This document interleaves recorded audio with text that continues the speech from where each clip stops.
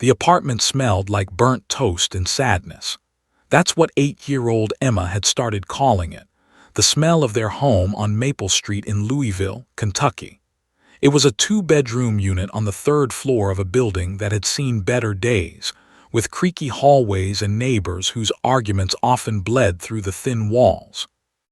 Emma sat curled up on the worn, faded carpet in the living room, her small frame nestled against the soft golden fur of her best friend in the entire world, Max, a golden retriever with kind brown eyes and a tail that seemed to have a mind of its own.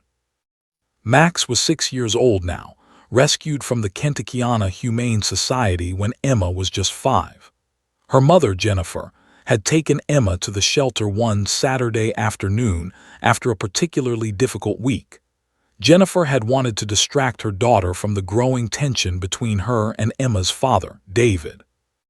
Walking through those shelter corridors, Emma had stopped in front of a cage containing a scrawny, malnourished golden retriever with a scarred collar mark around his neck and a spirit that seemed nearly broken.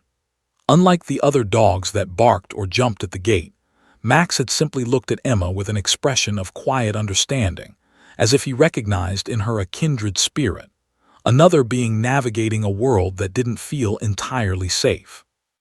"We'll take him," Jennifer had whispered, tears streaming down her face as Emma pressed her small hands against the cage. Now, 3 years later, Max was Emma's everything.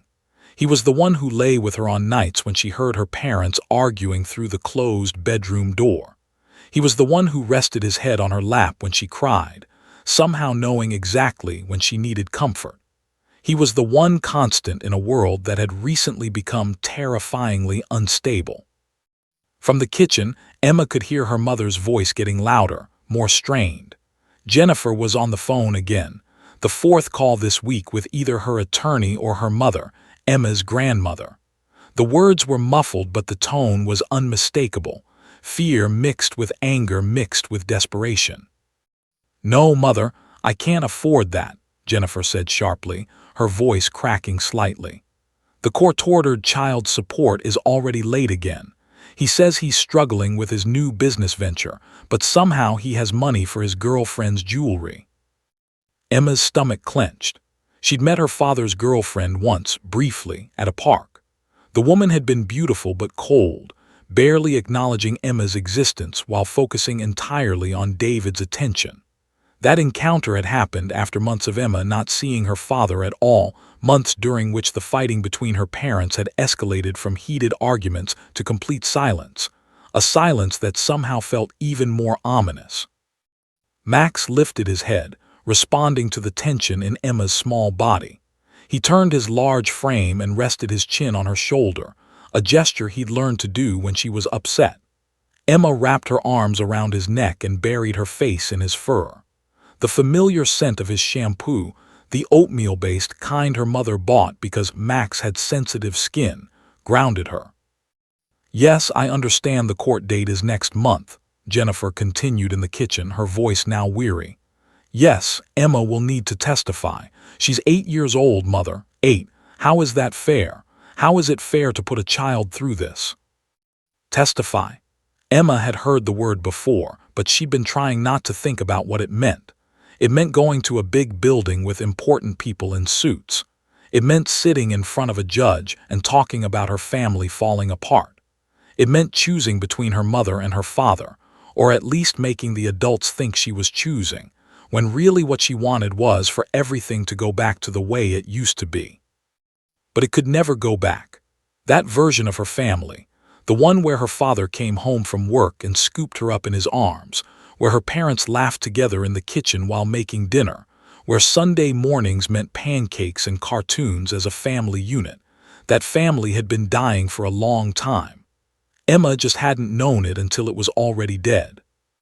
The phone call ended with a heavy sigh. Jennifer emerged from the kitchen, her face pale, her eyes red-rimmed.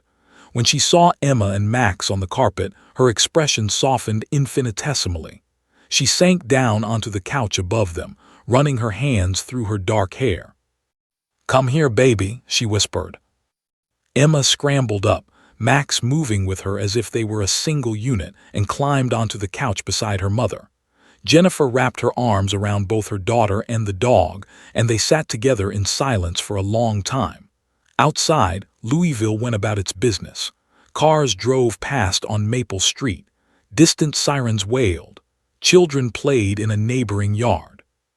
But inside the apartment, there was only the sound of Jennifer's breathing, slowly becoming more measured, and the soft snoring that came as Max relaxed completely, his protective instinct satisfied that his people were now in physical contact, and therefore slightly safer. "I love you so much," Jennifer whispered into the top of Emma's head. "You know that, right? No matter what happens, no matter what anyone says or asks you, you know that Mommy loves you more than anything in the world." Emma nodded, but she couldn't speak, because lately love didn't seem to be enough. Love hadn't kept her parents together. Love hadn't stopped the yelling. Love hadn't prevented her father from moving out 6 months ago or from introducing her to a girlfriend she didn't want to meet. Love was something that hurt, something that was fragile, something that could break. Max was different. Max's love was simple and pure and unconditional. Max loved her whether she was happy or sad, whether she was good or bad, whether she was useful or not.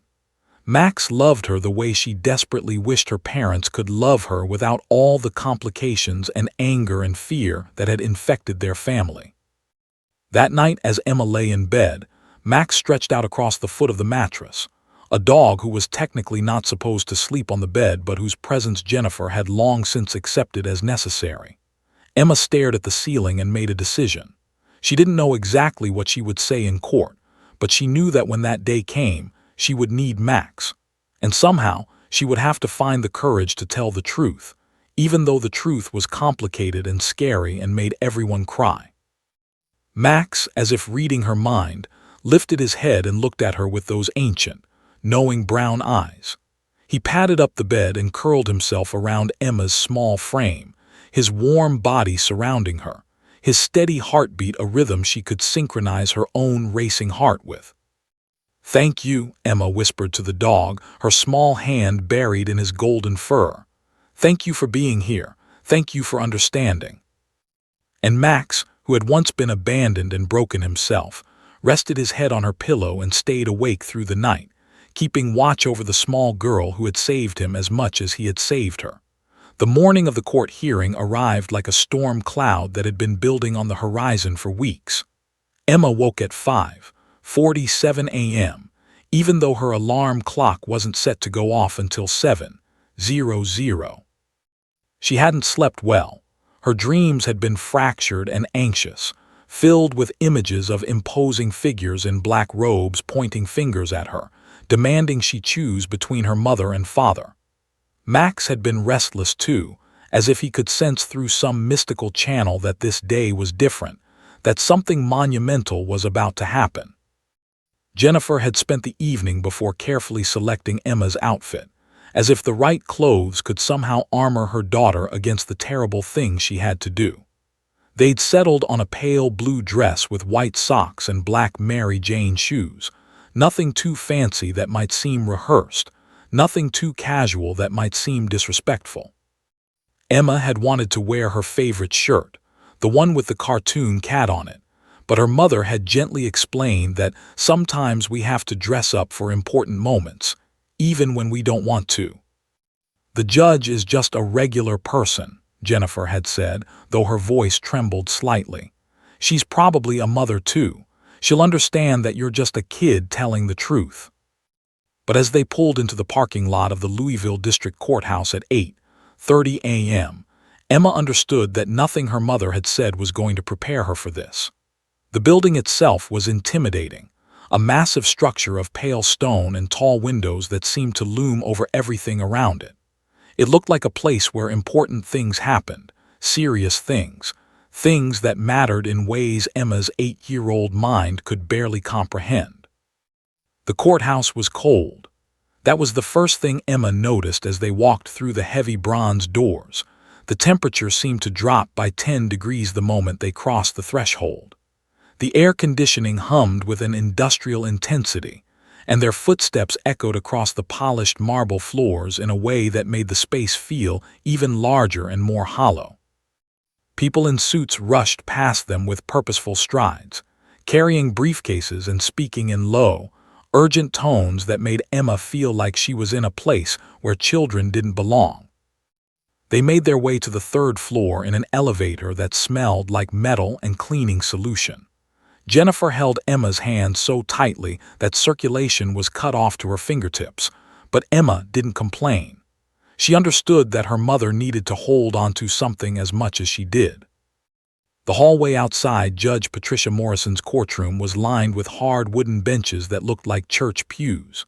Emma and her mother sat on one of them, Jennifer checking her phone repeatedly, her leg bouncing with nervous energy. Emma clutched a stuffed rabbit, Mr. Whiskers, whom she'd owned since she was 4 and who had been her comfort object for the last 6 months of chaos. Across the hallway, she could see her father arriving with his attorney, a sharp-looking woman in a navy suit. David looked uncomfortable in his sport coat and tie, his jaw clenched tightly. When he saw Emma, something in his face softened, but before he could move toward them, his attorney touched his arm and shook her head. Emma's own attorney, Margaret Chen, arrived moments later. She was a woman in her mid-40s with kind eyes and a surprisingly warm demeanor that seemed incongruous with the cold, sterile environment of the courthouse. She sat down beside Emma and Jennifer, speaking in a low, reassuring voice. "How are we doing, Emma?" Margaret asked gently. Emma wanted to say terrified, but instead she just shook her head and looked down at her lap. "I know this is scary," Margaret continued, "but I want you to remember something. Everything you say in there is the truth, right? You're not going to lie. You're just going to tell the judge what you feel and what you think. Can you do that?" Emma nodded mutely. At 9:47 a.m. they were called into the courtroom. The space was even more imposing than the hallway had suggested. High ceilings, mahogany paneling, a massive judge's bench elevated several feet above the rest of the room like a throne. The American flag and the Kentucky state flag stood solemnly in the corners. There were perhaps 15 people in the courtroom, a court reporter, bailiffs, various attorneys, and observers who Emma didn't recognize. And then there was Judge Patricia Morrison herself. She was a woman in her early 60s, with steel gray hair pulled back in a tight bun, sharp features, and eyes that seemed to miss nothing. She wore the traditional black judicial robe, and her expression was one of supreme authority and control. To Emma, she looked like she could see directly into people's souls and judge them without mercy. The bailiff announced everyone to rise for the judge. Emma stood on shaky legs, her heart pounding so forcefully that she was certain everyone in the room could hear it. The judge sat down, and everyone else followed suit. The proceedings began with legal arguments that Emma didn't understand, adults speaking in jargon-filled sentences about custody arrangements, parenting schedules, and child support. The words washed over her like a foreign language, and she tried to make sense of them, but it was hopeless. Then she heard her name. "We'd like to call Emma Richardson to the stand," Margaret said. This was it. This was the moment Emma had been dreading for 6 weeks. She stood on legs that felt like jelly and walked toward the witness stand, aware of every eye in the room following her progress. The bailiff asked her to place her hand on the Bible and swear to tell the truth. Her hand was so small against the leather cover, and her voice came out as a barely audible whisper when she said, "I do." She sat in the witness stand, which seemed designed for adults. Her feet didn't touch the floor. Mr. Whiskers was taken from her and placed on the table beside her, a small mercy, but one that left her feeling more alone and exposed than ever. The questions began. "Emma, can you tell the court where you live?" She tried to speak, but her throat was dry. I live with my mom on Maple Street." "And how do you feel about your living situation?" Emma opened her mouth, but nothing came out.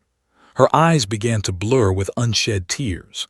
She looked toward her mother, who gave her an encouraging nod, but that only made it worse. Because she loved her mother, and she also loved her father, and the idea that she might have to choose between them was so overwhelmingly terrifying that her mind simply shut down. The prosecutor, David's attorney, leaned forward slightly. "Emma, do you enjoy spending time with your father?" Yes, the answer was yes. Of course she did, but the yes felt like a betrayal of her mother. Everything she said felt like a betrayal of someone. Judge Morrison watched her with those penetrating eyes, and Emma could see something shift in her expression.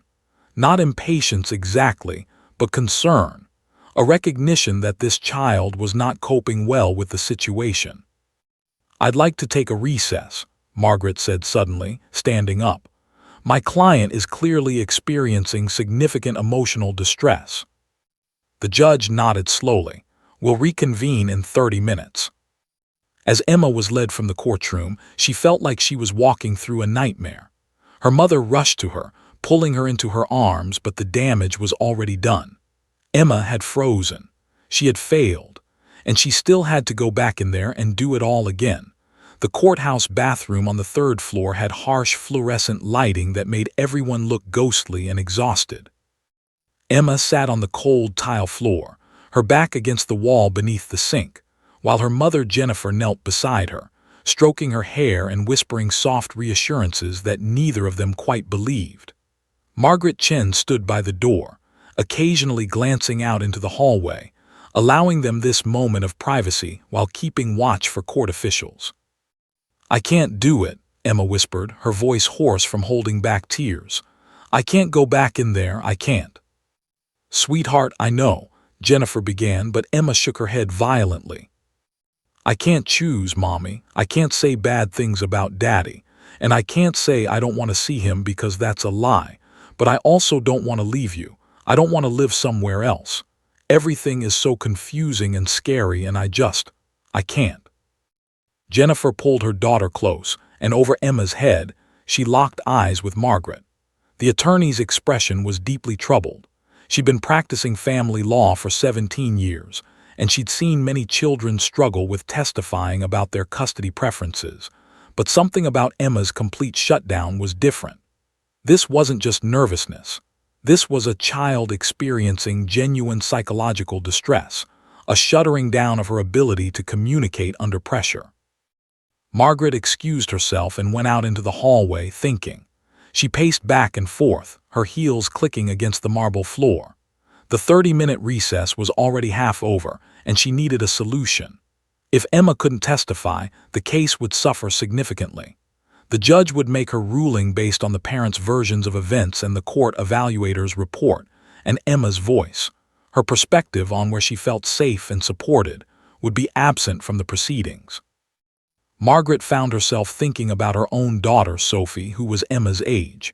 Sophie had a comfort object too, a threadbare stuffed dog named Pip that she carried everywhere. When Sophie was anxious or scared, Pip was the thing that made her feel brave enough to face whatever was frightening her. What if Emma had something like that? What if? Margaret stopped walking.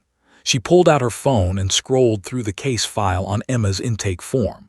There it was, mentioned in passing by Jennifer during their initial consultation. Emma had a golden retriever named Max who was very important to her. The note was brief, just a single line, but Margaret understood immediately. She'd read enough child psychology research to understand the power of emotional support animals, especially for anxious children. It was unconventional. It might even be seen as manipulative by David's attorney. But it wasn't illegal, and more importantly, it might give Emma the emotional scaffolding she needed to access her own voice. Margaret returned to the bathroom and knocked softly on the door. Jennifer opened it, her eyes red-rimmed and worried. "I need to talk to Emma alone for a moment," Margaret said gently. "Jennifer, would you give us just a few minutes?" Jennifer hesitated, protective instinct flaring, but something in Margaret's expression told her this was important. She kissed the top of Emma's head and stepped out into the hallway. Margaret sat down on the cold tile floor beside Emma, not bothering to worry about her expensive suit getting dirty. She looked at the small girl, really looked at her, and saw not a future legal witness but a scared child trying to navigate an impossible situation. "Emma, I know this is really hard," Margaret began softly. "I know you feel trapped because you love both your parents and you don't want to hurt either of them. That makes you a caring person, but it also makes this really difficult, right?" Emma nodded, fresh tears rolling down her cheeks. "I want to ask you something, and I want you to answer me honestly. What makes you feel brave?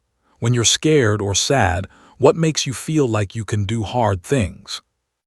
Emma was quiet for a long moment, then she whispered, "Max. Your dog." "He understands me," Emma said, her voice gaining a tiny bit of strength. "He knows when I'm scared, and when he's with me I feel less alone, like I can do things I couldn't do by myself."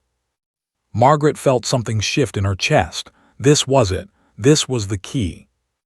"Emma, what if I told you that Max could come to the courtroom with you? What if you could have him there while you talk to the judge?" Emma's eyes widened, hope and doubt warring across her face. "Really? Can dogs come to court?" "Usually no," Margaret said, being honest. "But judges can make exceptions, and I think Judge Morrison might be willing to make an exception for you. Would that help? Would you feel braver if Max was there?" Emma nodded vigorously, then hesitated. "But is that cheating? Is that lying?" Margaret smiled. "No, sweetheart, not at all. It's not cheating to ask for help when you need it. Lots of people have emotional support animals that help them through difficult things. You're not lying by having Max there, you're just telling the truth with support." Within minutes, Margaret was speaking with Judge Morrison in her chambers. The judge was a tough woman with a reputation for running a tight courtroom, and Margaret expected resistance. Instead, Judge Morrison listened carefully and then nodded slowly. "I've never allowed this before," the judge said thoughtfully, "but I can see that the child is in genuine distress. An emotional support animal, you say?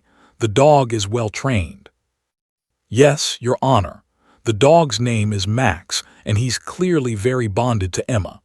I believe his presence would significantly help her access her own voice to testify." Judge Morrison was quiet for a long moment. She was a mother of 2 and a grandmother of 3. She understood something about the power of unconditional love and comfort. Finally, she nodded. "Call the mother and have her bring the dog. We'll reconvene in 40 minutes. But I want the dog on a short leash and kept near the witness stand. If there's any disruption, it comes out immediately. Understood?" "Yes, Your Honor, thank you." Margaret left the judge's chambers and immediately called Jennifer, who answered on the first ring, her voice tight with anxiety. "I need you to do something for me," Margaret said. "I need you to go home, pick up Max, and bring him back to the courthouse as quickly as you can. Can you do that?" Why, is everything okay? Did something happen?" "Everything's going to be fine," Margaret assured her. "Actually, I think everything's going to be much better. Just bring Max, trust me." Jennifer was confused but determined. She'd driven home, though it was a 15-minute drive, and she'd explained to the babysitter that she needed to borrow Emma's dog for something important.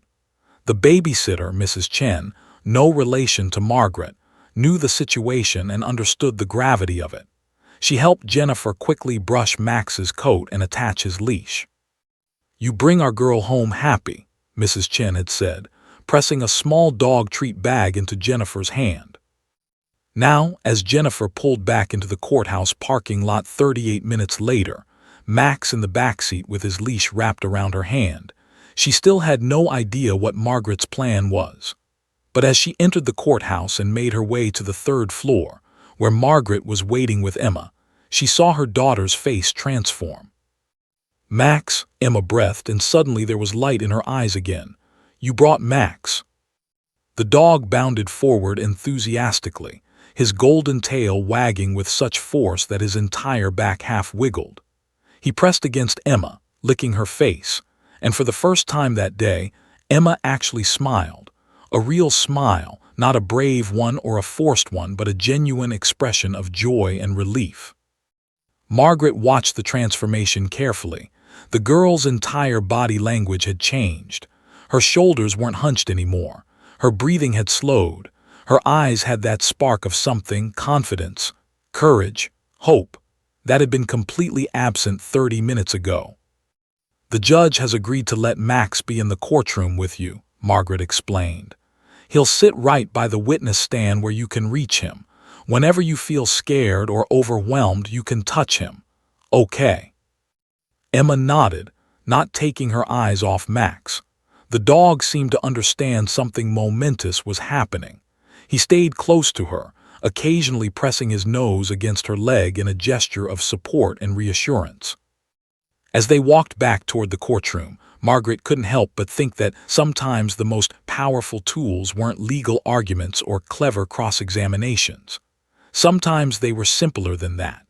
Sometimes they were about one small girl and one devoted dog, and the quiet courage that could bloom when those two things came together. The bailiff saw them approaching and raised an eyebrow at the golden retriever, but Margaret simply nodded toward the judge's chambers, indicating that this had been approved. The man stepped aside. Emma took a deep breath, her fingers buried in Max's soft fur, and walked back into the courtroom. The courtroom doors swung open, and the murmur of conversation that had been filling the space during the recess came to an abrupt halt. Every eye turned toward Emma as she walked in, her small hand gripping the leash of a large golden retriever whose coat gleamed under the harsh fluorescent lights. The dog moved with surprising grace for his size, his tail held at a neutral position, his eyes alert and focused entirely on the girl beside him.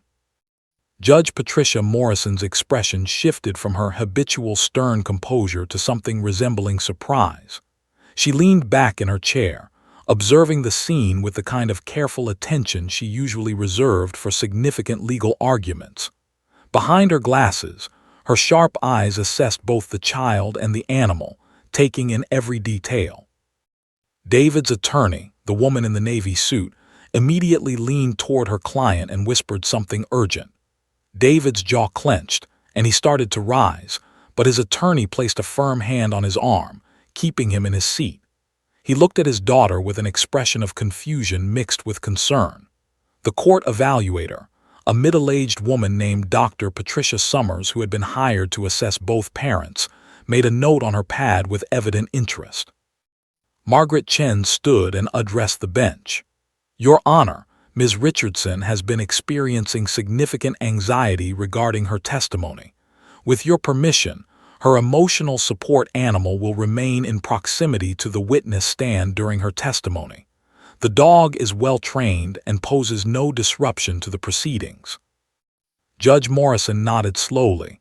"I've granted permission for this arrangement. Proceed." Emma walked toward the witness stand, acutely aware of every eye in the room tracking her progress. Max stayed close, and when she climbed the small step into the stand, the dog settled onto the floor immediately beside it, his body angled so he could maintain visual contact with Emma. It was as if Max understood the gravity of the moment, as if he recognized that his girl needed him to be on his best behavior. The bailiff repeated the oath, and this time, when Emma placed her small hand on the Bible, her voice was noticeably steadier. "I do," she said, and there was a quiet determination in those two words that hadn't been there before. Margaret began the questioning, her voice warm and encouraging. "Emma, can you tell the court where you live?" This time the answer came more easily. "I live with my mom on Maple Street in Louisville. We've lived there for 2 years." "And who else lives in your home?" "Just me and my mom, and Max." Emma glanced down at the dog, whose tail gave a gentle wag at the sound of his name.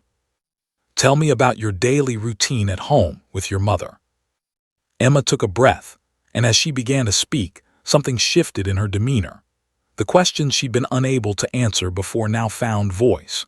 She described waking up, having breakfast with her mother, going to school, coming home to do homework at the kitchen table while her mother made dinner.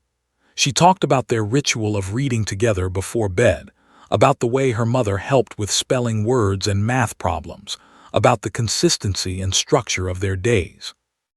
As she spoke, her fingers occasionally brushed Max's head, a gentle touch that seemed to ground her, to remind her that she wasn't alone in this intimidating space.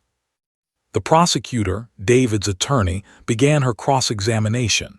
Her questions were sharper, more pointed, designed to plant doubt in the judge's mind about Jennifer's parenting, or to suggest that Emma had been coached or influenced.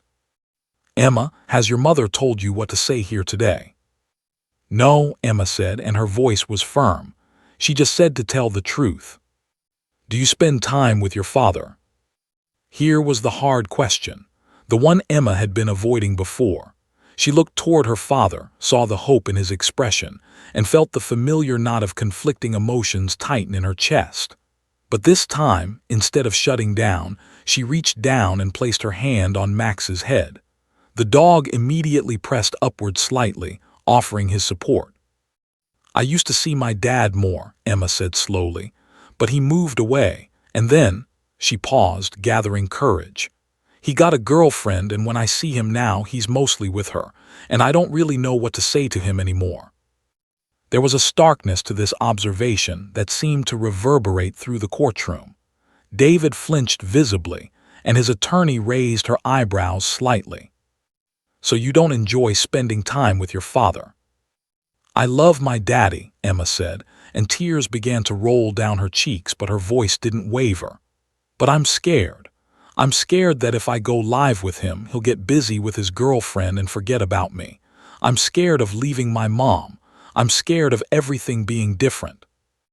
Judge Morrison leaned forward, her expression deeply engaged. She'd been practicing law for over 2 decades, and she'd heard countless children testify in custody cases. But something about Emma's honesty, her willingness to articulate her fears without being told what to say, was striking. The prosecutor pressed on, but Emma's answers became clearer and more articulate with each question. Max's presence had done something remarkable. The dog hadn't barked or jumped or caused any disruption. He'd simply existed beside her, a warm, living reminder that she wasn't facing this alone. And then came the moment that would change everything. The prosecutor asked, "Emma, if you could have things the way you want them, what would that look like?" Emma's eyes grew distant for a moment as she considered the question. Then, very slowly and deliberately, she made a small circular motion on top of Max's head, a gesture that seemed almost unconscious, the kind of movement a child might make without thinking about it. But it wasn't unconscious at all. It was a cue, something that Emma and Max had practiced together in the safety of their home. And Max's response was extraordinary. The dog stood up slightly, stretching his front legs, and then he turned his body and rested his large head directly on Emma's lap. It wasn't aggressive or sudden. It was a practiced movement, graceful and deliberate. The dog let out a soft, almost mournful whine, and his brown eyes locked onto Emma's face with an intensity of emotion that seemed to transcend species. The courtroom went silent, complete, absolute silence. Emma's hands found Max's ears, and she stroked them gently as she spoke, her voice gaining strength with each word. "I want things to stay the same. I want to wake up in my own bed with my mom making pancakes. I want to come home from school and know exactly what's going to happen. I want—" She paused, her voice thick with emotion. "I want to feel safe. And right now I feel safe with my mom. I feel safe with Max. I feel safe in our routine. I don't want things to change."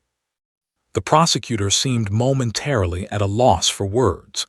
Even David's attorney appeared taken aback by the emotional power of the moment. Judge Morrison's expression had shifted dramatically. She was no longer the stern, impersonal judge dispensing legal wisdom from her elevated bench. She was a woman witnessing something profound, a child accessing her own courage through the presence of unconditional love, a child using the only language that truly mattered, the honest expression of her deepest needs and fears. "Continue," the judge said quietly, and there was something different in her voice, something that suggested she was no longer just listening to testimony, she was bearing witness to a child's truth. The remaining questions seemed almost anticlimactic after that moment. Emma answered them with the kind of clarity and emotional intelligence that surprised everyone in the courtroom. She spoke about her school, her friends, her teachers' expectations that she attend consistently. She talked about her grandmother, who visited every Sunday. She described her routine with her father, the every other weekend visits that she didn't want to lose, but that she wanted to keep predictable and separate from her primary residence.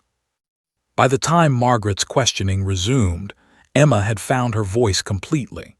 She was still holding Max's head, still stroking the dog's ears, but she was also speaking with the authority of a child who understood her own needs and wasn't afraid to articulate them. When the prosecutor finally indicated that she had no further questions, there was an almost audible exhale in the courtroom.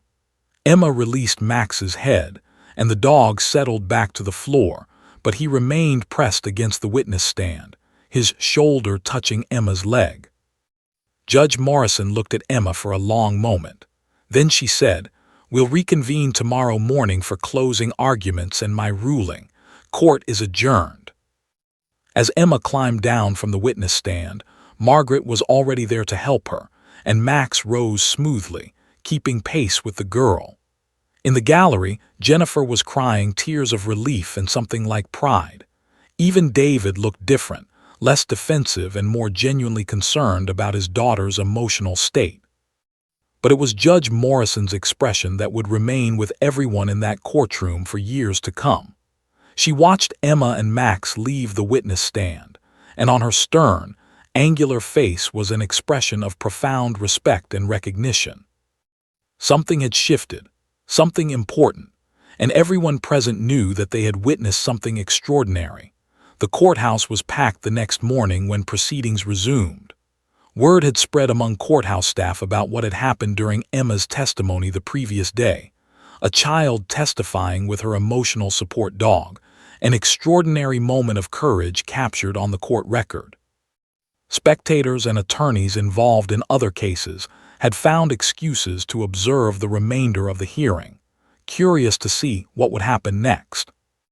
Emma arrived with her mother at 8:45 a.m., Max walking beside her on his leash. The dog seemed to understand that this was important. His usual enthusiastic bouncing had been replaced by a calm, focused demeanor. He stayed close to Emma, occasionally pressing his nose against her leg in reassurance. Judge Morrison was already on the bench when they entered the courtroom. Her eyes tracked Emma and Max's progress, and something in her expression suggested that she had spent the evening reflecting on the testimony she'd heard. Her sharp features were slightly softened, though her demeanor remained authoritative. Margaret had prepared Emma carefully that morning.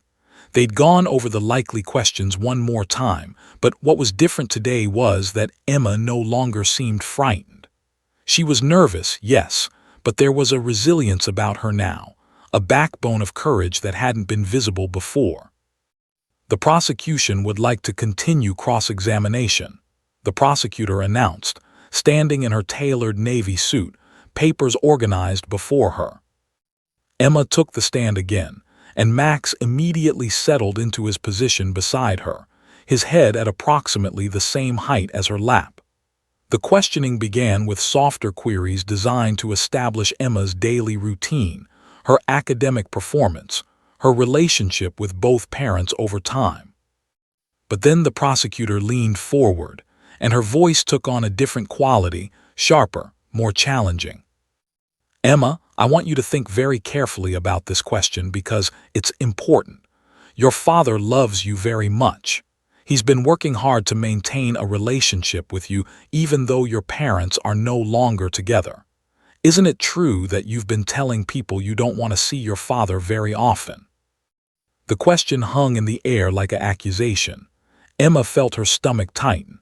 This was the trap, the attempt to make her sound ungrateful, ungracious toward her father. She could feel dozens of eyes on her, waiting to hear how she'd respond. Her hand dropped down to Max's head, trembling slightly. "That's not what I said," Emma replied, her voice quiet but steady. "I love my dad, but..." But what? The prosecutor pressed. But you don't want him in your life. No, Emma said, and her voice rose with emotion. That's not fair. I want him in my life, but I want. She paused, searching for the words to articulate something that was complicated and painful and real. I want him to want me, not just sometimes, not just when his girlfriend isn't around. I want him to really want to spend time with me like he used to. The prosecutor continued, undeterred. So you're blaming your father for his personal relationships. That's a lot of responsibility to place on an adult, isn't it? That was when it happened. Emma made the same circular motion on Max's head that she'd made the day before, but this time it was different. This time she made it with urgency, with a kind of desperate need for comfort. This time the gesture came from a place of genuine emotional overwhelm. Max responded immediately. The dog stood up with a graceful movement and turned his body perpendicular to the witness stand. He placed his front paws on the edge of the stand, something he'd been trained never to do, something that broke all the rules they'd established for courtroom behavior. And he rested his large head directly on Emma's lap with such force that it pushed her slightly back in her chair. The dog's brown eyes fixed on Emma's face with an intensity of emotion that was almost unbearable to witness. And then Max made a sound, not a bark, not a growl, but a long, plaintive whine that seemed to contain all the empathy and understanding and unconditional acceptance that an animal could possibly communicate. The courtroom erupted into a state of shocked silence. Judge Morrison stood up from her bench, her stern expression replaced by something approaching wonderment. The court reporter's fingers hovered over her keyboard, unsure if this emotional moment was something she was supposed to be recording. Even the bailiff seemed momentarily frozen. But Emma was crying. Not angry tears or frightened tears, but the kind of tears that come from being truly seen and supported. Her hands buried themselves in Max's fur, and as she held on to him, something inside her seemed to break open. I'm not blaming him, Emma said, her voice cracking with emotion. I need to know that I matter. I need to know that even though his life is changing, I still matter to him. And when he's with his girlfriend, I feel like I don't matter as much anymore, like he forgot about me. The prosecutor started to say something, but Judge Morrison raised her hand, silencing her. Continue, the judge said softly, and there was no sharpness in her voice now, only a deep human compassion. Emma took a shaky breath, her fingers still buried in Max's golden fur. The dog didn't move, didn't release her, just stayed there with his head on her lap, offering his presence as both comfort and testimony. I want to see my dad, Emma continued, her words coming faster now, as if the dam had broken and everything she'd been holding inside was pouring out. I want to see him a lot, but I need to feel safe. I need to know where I'm sleeping at night. I need to know that my mom is going to be there in the morning. And I need to know that my dad loves me for me, not because his girlfriend is busy or because he feels guilty. David's attorney was making urgent notes, but she didn't object. No one objected. Even the prosecutor remained silent, as if she understood that to speak now would be to disrupt something sacred. Judge Morrison looked at David, and her eyes contained a message that transcended the courtroom. It was a message about fatherhood, about responsibility, about the profound ways that adult choices impact children. Margaret asked a few more questions, gently guiding Emma through her feelings about the proposed visitation schedule. Would she like to see her father every other weekend? Yes. Would she like to see him one evening a week? Yes. Would she prefer consistency in those days and times so she could prepare emotionally? Yes. Each question Emma answered while her hands remained on Max's head, while the dog remained pressed against her, while the connection between them remained unbroken. When it came time for the prosecutor's final questions, she chose not to ask any. She simply shook her head at the judge, indicating that she had no further cross-examination. Emma was excused from the stand, and as she climbed down, Max stood and moved with her, his body language making it clear that he was her companion, her anchor, her emotional support in this complicated world. Dr. Patricia Summers, the court evaluator, made extensive notes on her pad. Later, she would speak with Margaret about what she'd witnessed. "In my 23 years of conducting custody evaluations," she would say, "I have never seen a more clear demonstration of a child's genuine needs and emotional reality." That dog understood something that most adults in this courtroom struggle to grasp, that sometimes the most powerful testimony isn't legal argument. It's the raw, unfiltered truth of a child's heart. In the hallway during the break before closing arguments, Emma sat with her mother and Max, the three of them forming a unit of support and comfort. David approached, hesitantly, and he looked at his daughter with an expression of profound realization. "I'm sorry," he said quietly. "I'm sorry that I made you feel like you didn't matter. You matter so much, Emma. You matter more than anything." Emma wanted to run to him to forgive him completely, but she also stayed where she was, her hand on Max's head. "I know you love me," she said, with a maturity beyond her years.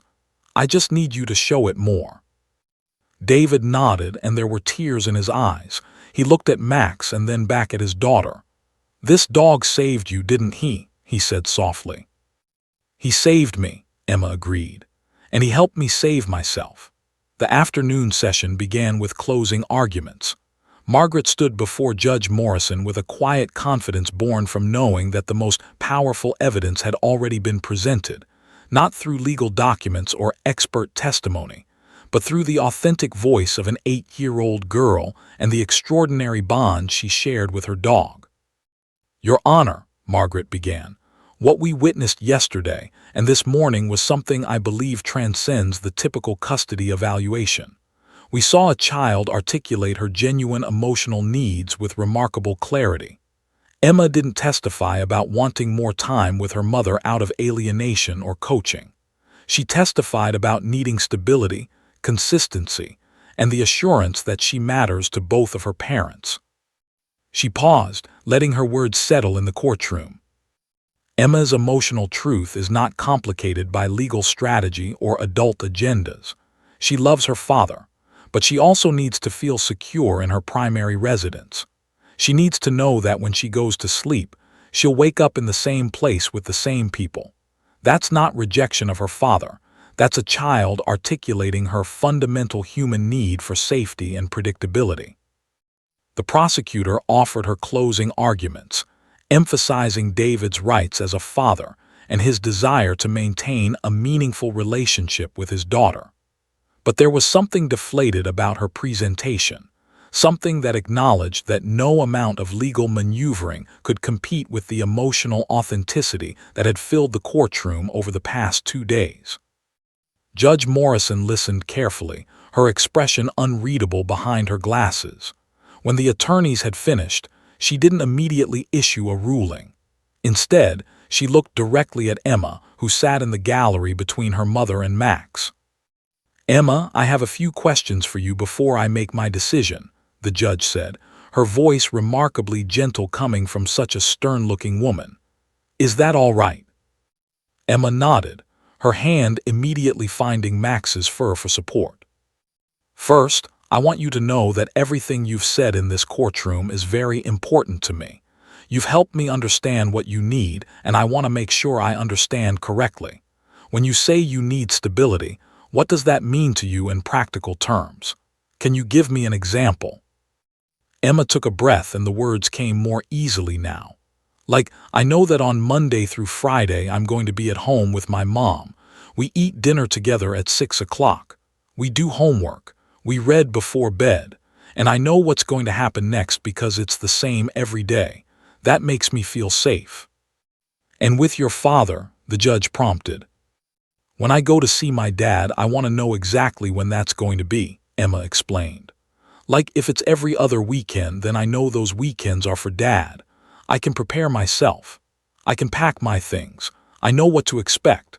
But when things are unpredictable, when he cancels or when he says he's coming and then his girlfriend needs him to do something, That's when I feel scared. Judge Morrison nodded thoughtfully. Have you ever talked to your father about feeling scared? Emma glanced at David, who was watching intently. Not really. I was scared to say anything because I didn't want to hurt his feelings or make him mad. But Max always knows when I'm scared, and he helps me feel braver.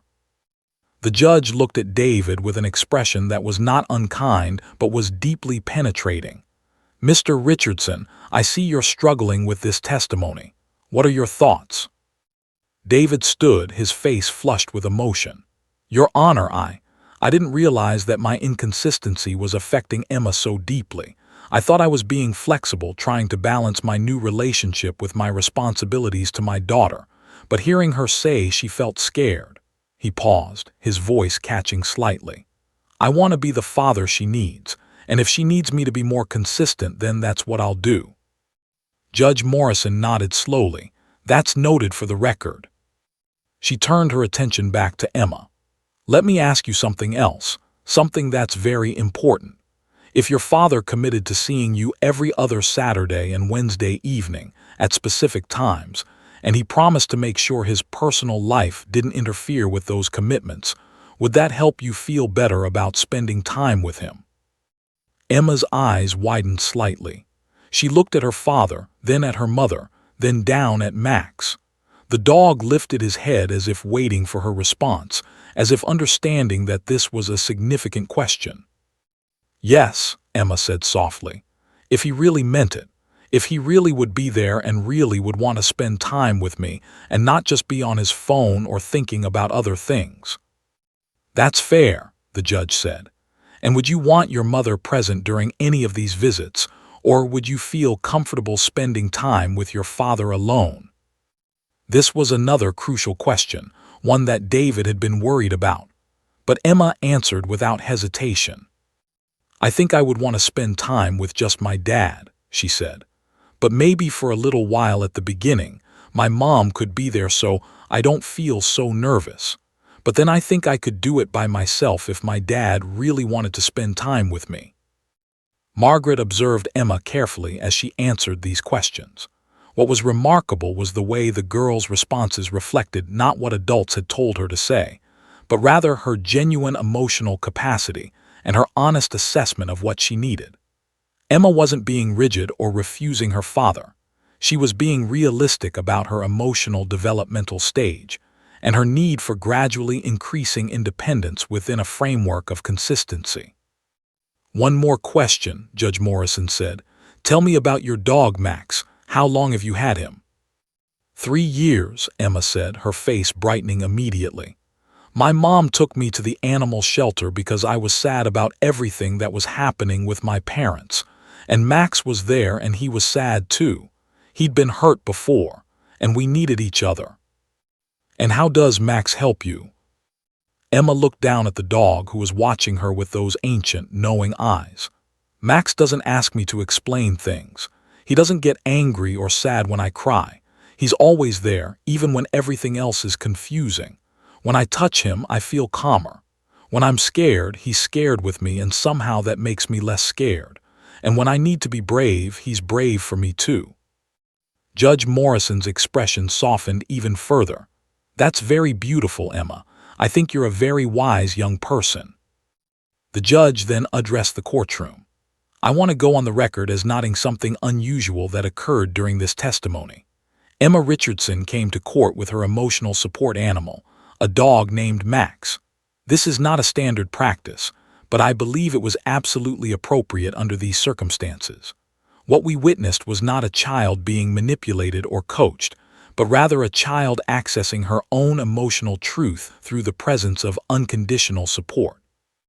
This is something I believe speaks volumes about what Emma actually needs. She stood, signaling that she would deliver her ruling from the bench immediately.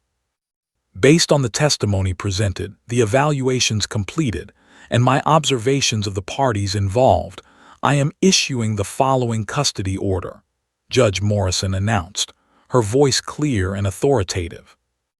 Jennifer Richardson shall retain primary physical custody of Emma Richardson. Emma shall reside with her mother during the school week, and shall maintain her current school enrollment and community ties. Emma's father, David Richardson, shall have visitation every other Saturday from 10 o'clock in the morning until 6 o'clock in the evening, and every Wednesday evening from 4 o'clock until 7 o'clock in the evening. These times are to be consistent and reliable. Any deviation from this schedule requires notification to the mother at least 48 hours in advance, except in cases of genuine emergency. She paused, looking directly at David. Mr. Richardson, I want to be clear that this arrangement is contingent upon your commitment to being consistently present during these visitation periods. Emma's emotional well-being depends on her ability to rely on you. If you fail to appear or are repeatedly late, the court will revisit this arrangement. David nodded, his jaw tight but his expression sincere. Judge Morrison continued, I am also nodding in the record that Emma's emotional support animal, Max, played a significant role in allowing this child to access her voice and communicate her genuine needs. Anything that supports Emma's emotional well-being should be encouraged and protected. Ms. Richardson, Max is clearly an essential part of your daughter's emotional support system. The court supports your maintaining custody and care of this animal. She looked directly at Emma. Emma, you were very brave in this courtroom. You spoke your truth, and that took courage. I hope that both your parents will listen to what you've told us and work to provide you with the consistency, love, and support that you deserve. As Emma sat there, her hand on Max's head, she felt something shift inside her. The judge's words were official, legal, binding, but more than that, they validated her experience. She mattered. Her needs mattered. Her feelings were real and important and worthy of being heard. Max, as if sensing that something significant had been resolved, placed his head on her lap one final time, and Emma cried. Not tears of fear this time, but tears of relief. The courthouse hallway erupted into controlled chaos as the hearing concluded. Court officers directed people to exit, attorneys gathered their papers, and spectators who had come to observe the extraordinary case filed out with hushed conversations about what they'd witnessed. But in a small consultation room adjacent to the main courtroom, something more intimate and profound was unfolding. Judge Patricia Morrison sat in her private chambers, still wearing her black judicial robe, staring at the custody ruling she had just issued. Her hands trembled slightly, something that rarely happened anymore after more than 2 decades on the bench. She removed her glasses and rubbed her eyes, feeling the weight of decades of legal practice, but also something else, the weight of having been genuinely moved by a case. On her desk lay photographs of her own grandchildren, 4 of them, ranging in age from 6 to 13. She thought about how each of them had their own anxieties, their own ways of processing the complexities of the adult world. Her oldest granddaughter, Sophie, had recently been struggling with her parents' divorce, and Judge Morrison had spoken with her daughter about getting Sophie a therapist. But seeing Emma in that courtroom had sparked a new thought. Maybe Sophie needed something more than just talk therapy. Maybe Sophie needed grounding, something tactile and real and unconditionally loving. She made a mental note to mention this to her daughter. The judge stood and walked to her window, which overlooked the street below. The city of Louisville moved on, oblivious to the small miracle that had just occurred in a third-floor courtroom. People walked by, unaware that a judge had just witnessed something that would alter her entire perspective on custody law and child testimony. In 32 years of judicial practice, Judge Morrison had presided over hundreds of custody cases. She'd seen angry parents, manipulative grandparents, coached children, hostile evaluations, and bitter legal battles. She developed a certain cynicism about her role, the belief that her job was to interpret law and make the least harmful decision among imperfect options. But today, she'd been reminded of something more fundamental, that sometimes the law could serve not just as a mechanism of control and division, but as a vehicle for listening to what truly mattered. She thought about young Emma's face as she testified. The The transformation that had occurred when Max entered the courtroom. The way that dog had become not just a pet, but a bridge between an overwhelmed child and her own emotional truth. Judge Morrison had been trained in law, not psychology, but she recognized something profound in what she'd witnessed.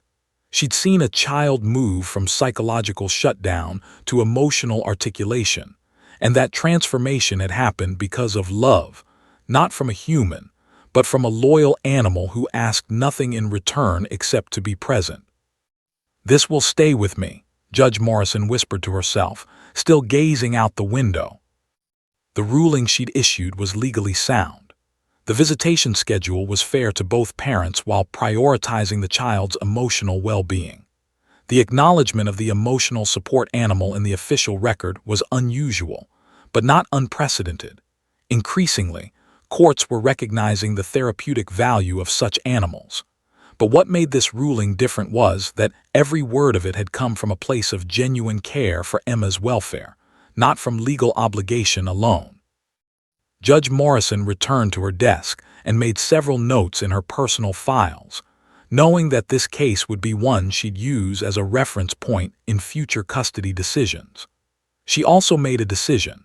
She would reach out to the university's law school and offer to participate in a panel discussion about the evolving role of emotional support animals in courtroom testimony. What had happened with Emma was not just a legal matter, it was a human matter, and other judges and attorneys needed to understand it. Meanwhile, downstairs in the courthouse lobby, a different kind of scene was unfolding. Emma stood between her mother and father, with Max sitting calmly at her side. The custody arrangement that had just been finalized was already beginning to feel real in a way that it hadn't before. It was no longer theoretical or hypothetical. It was a legal document, binding and official. Jennifer had her arm around Emma's shoulders, and there were still tears on her cheeks, but they were tears of relief and cautious hope. She kept looking at her daughter as if seeing her for the first time, proud of the courage Emma had displayed, and awed by the wisdom the child had somehow managed to articulate. David stood nearby, and he looked like a man who had just been forced to confront truths about himself that he'd been avoiding. He was pale, his jaw clenched, and his eyes kept drifting toward his daughter. He was processing the reality that his inconsistency had hurt Emma more deeply than he'd realized. But he was also determined. Judge Morrison's words had been firm but not cruel, and they'd planted a seed of responsibility in him. "Emma," David said, his voice thick with emotion, "I want to make sure that I keep my promises to you. The first Saturday is in 4 days. I want to pick you up at 10 o'clock and we're going to go to the aquarium like you've always wanted. Just us. No distractions, no phone calls, just you and me." Emma looked up at her father, and for the first time in months, she smiled at him with genuine warmth rather than cautious restraint. "Really?" "Really," David said. "And every time I see you, I'm going to do the same thing. I'm going to be present, I'm going to listen. I'm going to be the father you deserve." Margaret Chen approached the group, carrying a folder containing copies of the official ruling. "Congratulations, Emma," she said warmly. "You did an amazing job in there, better than most adults could have done." "Max helped me," Emma said, looking down at the dog. "Max did help you," Margaret agreed. "But the courage to speak your truth, that came from you. Max just supported it." Later that evening, in the quiet of her private study at home, Judge Morrison did something she rarely did anymore. She wrote in her personal journal. She'd kept a journal since law school, but over the years, she'd written in it less and less frequently, the pressures of judicial life leaving little time for reflection. But tonight, she needed to write. November 15th, the Richardson custody case. I've been thinking about this all afternoon, and I believe it will become one of the cases I'm remembered for, though not in the way I'd expected. I expected to make a custody ruling based on the evidence presented. Instead, I witnessed something that transcends typical legal proceedings. I witnessed a child's breakthrough, not engineered by lawyers or therapists, but catalyzed by an animal's unconditional love. Emma Richardson came into my courtroom frightened and shut down. She left it empowered and heard. The presence of Max didn't change the law or the facts, but it changed everything. It reminded me why I became a judge in the first place, not to issue rulings but to facilitate justice. And justice for an 8-year-old girl means being heard. It means feeling safe. It means knowing that her needs matter. She paused, her pen hovering over the page. I want to remember this case when I'm tempted to cynicism about the law. I want to remember that sometimes the most powerful testimony comes not from expert witnesses or legal arguments, but from the raw, authentic voice of a child who's been given the support to speak her truth. I want to remember Max, that remarkable dog, and what his presence taught me about the human need for unconditional support. Judge Morrison set down her pen and sat back in her leather chair, reflecting on the days ahead. She knew that the case wasn't truly over. There would be follow-ups, potential modifications if circumstances changed, enforcement issues if David failed to uphold his commitments. But the crucial part was done. The ruling had been made, and more importantly, Emma's voice had been heard and validated by the highest authority in the courtroom. Back in the courthouse parking lot, Emma, Jennifer, and Max were preparing to leave. As Jennifer unlocked the car and Max jumped into the back seat, Emma took a moment to look back at the imposing stone building that had contained her worst fear, and ultimately her moment of greatest courage. "You know what?" Jennifer said, placing a hand on her daughter's shoulder. "I'm proud of you. I know that was hard, but you did something really special in there." "Max did something special," Emma corrected, but she was smiling. "Max helped," Jennifer agreed, "but you did the hardest part. You told the truth. You spoke up for yourself. Not everyone can do that, especially when they're 8 years old." As they drove away from the courthouse, Emma watched the building recede in the side mirror. Judge Morrison, she thought. That was a real judge. Not mean, not unfair. Just someone who listened. Someone who understood that sometimes the bravest thing a person could do was ask for help and speak their truth. In her mind, Emma made a silent promise to Max. She would never forget what he'd done for her in that courtroom. She would spend the rest of her life being grateful for his presence, his support, his unconditional love. And maybe, just maybe, she would help other people understand that sometimes the most powerful medicine wasn't medicine at all. It was simply being truly seen and supported by someone who loved you. 6 months after the custody ruling, Emma sat in her school's library during lunch period, writing in a journal that her therapist had suggested she keep. The therapist, Dr. Sarah Mitchell, had been part of the custody agreement, a neutral mental health professional hired to help Emma process the divorce and the changes in her family structure. But Emma found that much of what she needed to process she could work through on her own, with Max by her side. "Today was a good day," Emma wrote in her careful, deliberate handwriting. "Dad picked me up right at 10 o'clock like he promised. He was happy to see me. He asked about my week at school and he actually listened when I answered. We went to the aquarium like he promised and he even turned off his phone the whole time. Mom says he's doing better. He's not with his girlfriend anymore. He told me it was because he realized what really mattered and I matter. Max always knew that. Max always knew I mattered." Emma set down her pen and looked out the library window at the autumn leaves falling past the glass. Everything felt different now. Not perfect, her parents were still divorced, and she still sometimes wished that things could go back to the way they used to be. But there was stability now. There was predictability. There was the knowledge that both her parents loved her and were trying to be better versions of themselves. The first Wednesday evening visit had been tentative. Emma had been nervous, unsure if her father would really follow through on his promises or if this was just another false hope. But David had surprised her. He'd picked her up on time, taken her to her favorite restaurant, and spent the entire evening focused entirely on her. No phone calls, no distractions, just father and daughter rebuilding a relationship that had been damaged but not destroyed. The Saturday visits had become her favorite part of the week. They went to museums, parks, the zoo, and restaurants that Emma wanted to try. David had become more present, more engaged, more like the father Emma remembered from before everything fell apart. He'd even started asking Max to come along sometimes, and Emma could see that her father was beginning to understand what she'd understood all along, that Max was part of her, and therefore Max needed to be part of her father's relationship with her too. Meanwhile, in a different part of Louisville, Judge Patricia Morrison was preparing for a speaking engagement at the University of Louisville Law School. She stood in her chambers, reviewing the slides she'd prepared for her presentation titled, "The Evolving Role of Emotional Support in Custody Cases, Lessons from the Bench."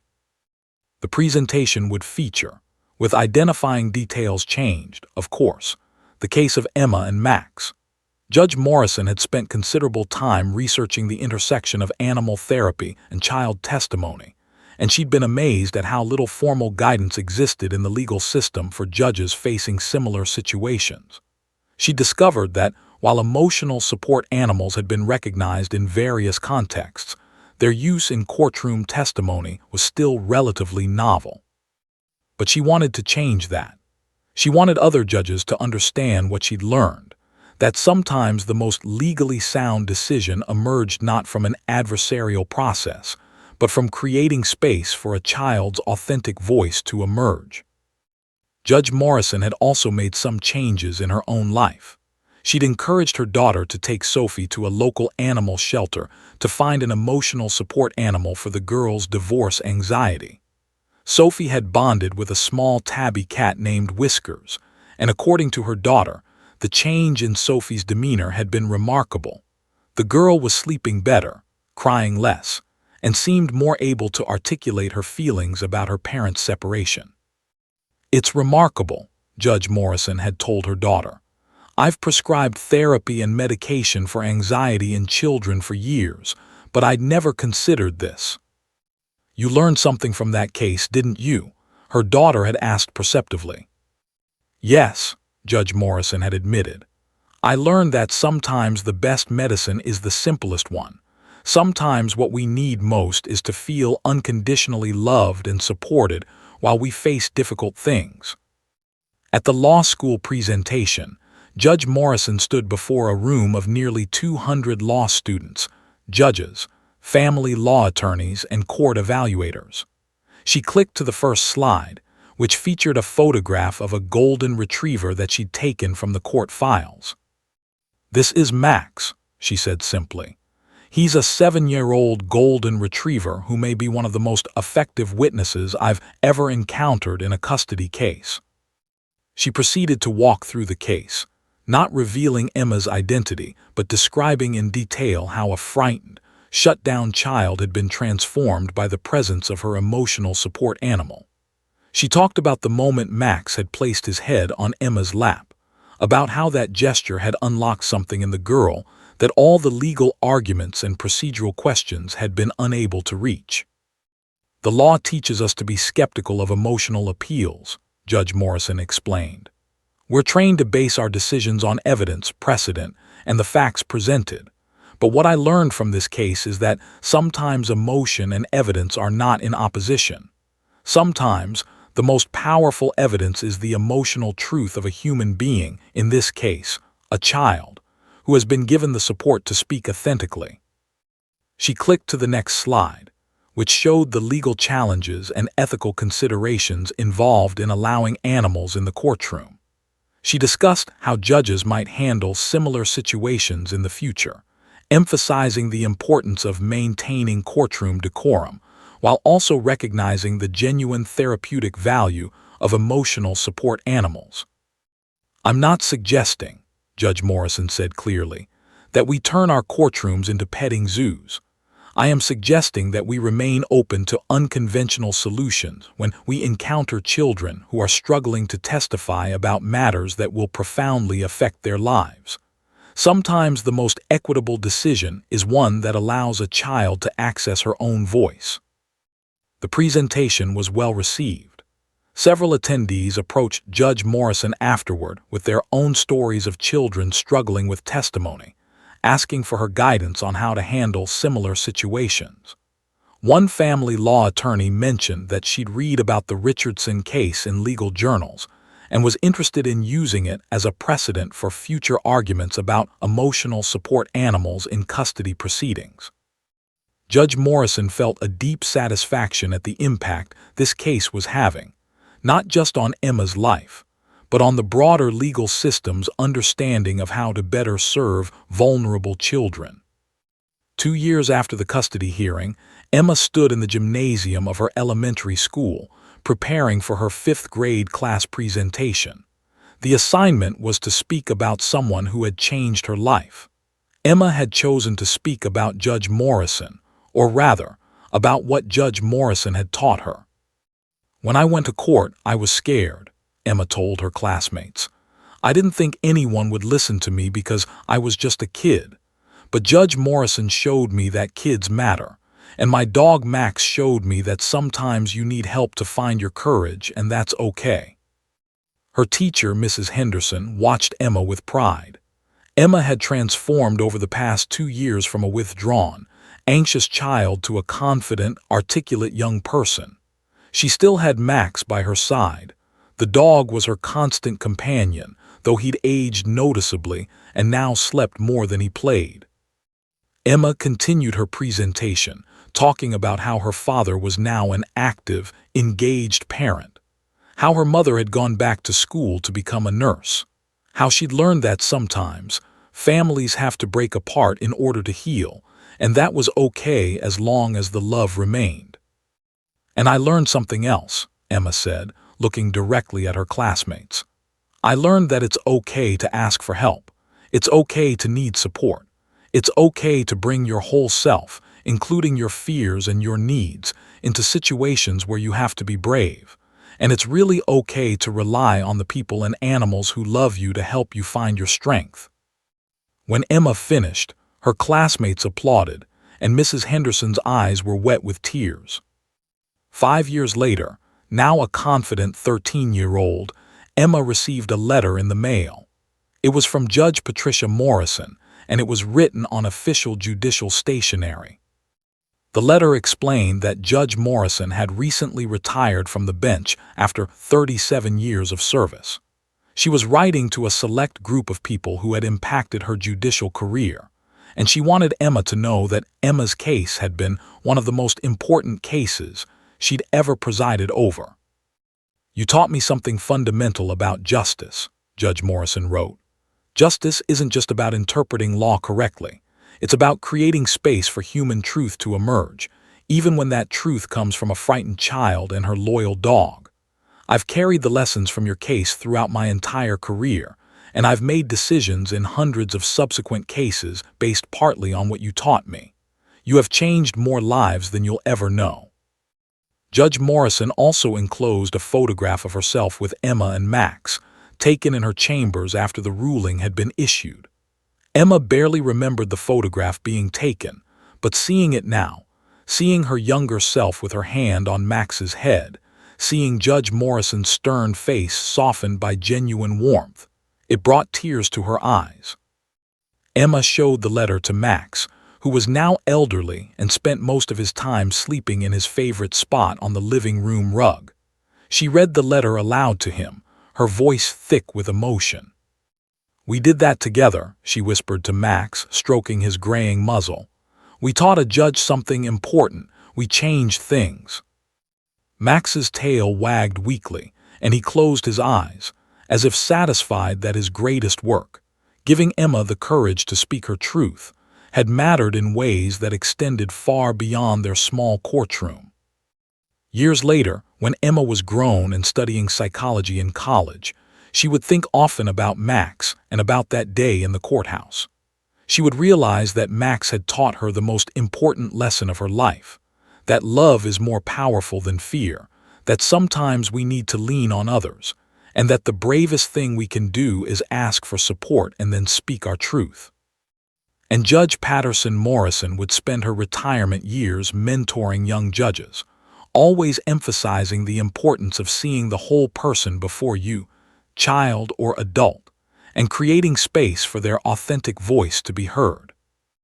All because one girl, One dog and one judge understood that sometimes the most profound justice happens not in legal arguments, but in moments of genuine human connection. And that made all the difference. The end.